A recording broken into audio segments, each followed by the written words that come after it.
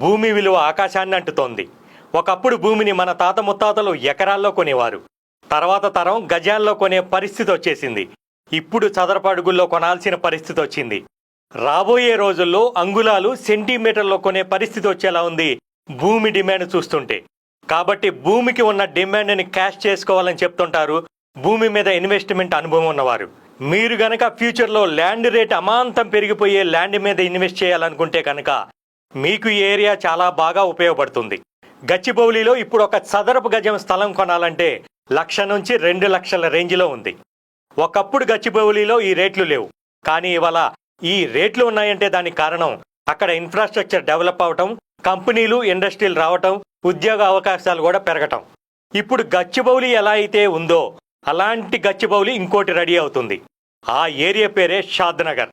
బెంగళూరు హైవేపై ఉన్న కారణంగా డిమాండ్ కూడా చాలా ఎక్కువగానే ఉంది.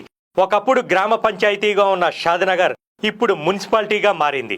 అతి త్వరలోనే ఈ పట్టణం గచ్చిబౌలిగా అవతరించనుంది. ఎందుకంటే ఈ ఏరియాలో పోలేపల్లి సెజ్జితో పాటు 3 ఇండస్ట్రియల్ ఏరియాలు ఉన్నాయి. Mekaguda industrial area, Kothur Nandigama industrial area, Balanagar industrial area. ఈ 3 ఇండస్ట్రియల్ ఏరియాలో ఇండస్ట్రీలు రానున్నాయి. అలానే షాద్నగర్లో అమెజాన్ డేటా సెంటర్ రూపొందుతోంది. రీసెంట్గా మైక్రోసాఫ్ట్ కంపెనీ డేటా సెంటర్ కోసం షాద్నగర్లో 48 ఎకరాలు కొనుగోలు చేసింది. పోలేపల్లి సెజ్జిలో పలు ఫార్మా కంపెనీలు, సాఫ్ట్వేర్ కంపెనీలు రానున్నాయి. Amazon, Microsoft, statue of equality, Natco, MSN pharma వంటివి షాద్నగర్లో ఉన్నాయి. కొన్ని కంపెనీలు ఆపరేషన్లో ఉండగా కొన్ని రెడీ అవుతున్నాయి.